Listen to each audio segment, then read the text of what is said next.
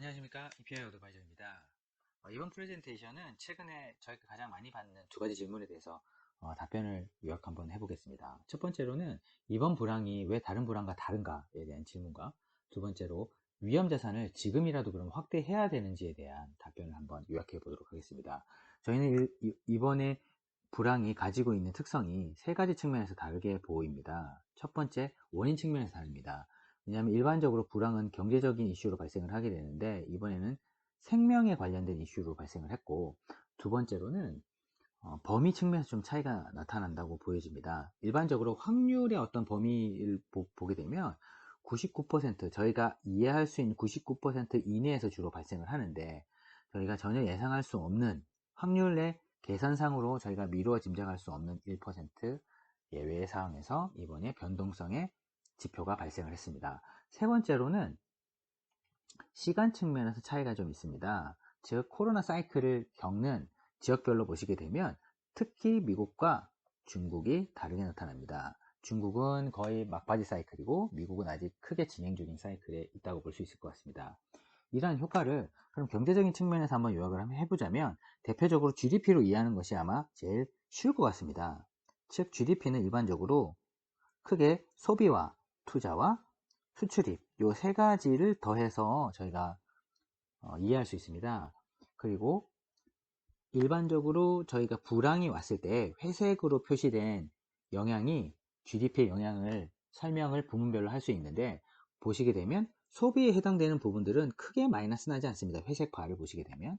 하지만 투자에 해당되는 부분은 급격하게 감소를 하면서 GDP 감소를 이끌어냅니다. 수출도 좀 감소를 하게 되고, 다만 소비 같은 경우는 크게 나빠지지는 않습니다. 회색 바 기준으로 보게 되면 일반적인 불황 시기에. 하지만 이번에 기존의 불황과 아주 다르게 이런 소비, 서비스라든지 아니면 이런 내구재 소비라든지 이런 것들이 많이 감소를 하는데, 특히 서비스에 대한 소비가 급격하게 감소하면서 오히려 소비와 투자 측면에서의 효과가 정반대로 나타나는 그런 시기라고 볼 수 있을 것 같습니다. 그럼 이런 경제학적인 측면에서 어떤 효과가 그럼 시장에 어떻게 반영되고 있는지 보시게 되면, 이러한 경제 봉쇄로 나타난 이런 서비스 수요라든지 이런 소비가 감소하고 있는 부분을 살려주기 위해서 정부는 돈을 무지막지하게 풀게 됩니다. 그럼 이렇게 풀린 돈들은 소비를 회복하기 위한 쪽으로 돈이 투입이 되긴 되지만, 시장의 유동성은 소비와 투자와 수출 쪽으로 모두 가게 됩니다.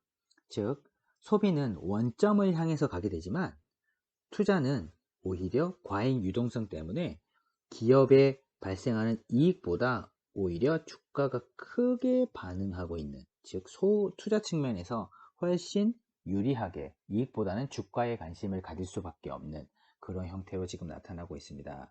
즉, 유동성 과잉 자체가 이번에 주가 상승에 큰 기저가 되었고, 향후에도 이럴 가능성이 높아 보입니다. 즉, 이번에는 위험자산 확대의 기회를 잘 살리는 것이 여전히 유효하다고 볼 수 있을 것 같습니다. 크게 이 두 가지 답변에서 요약을 드렸습니다. 만약에 Q&A나 관련된 데이터가 필요하시면 저희에게 연락 주시면 감사하겠습니다. 감사합니다.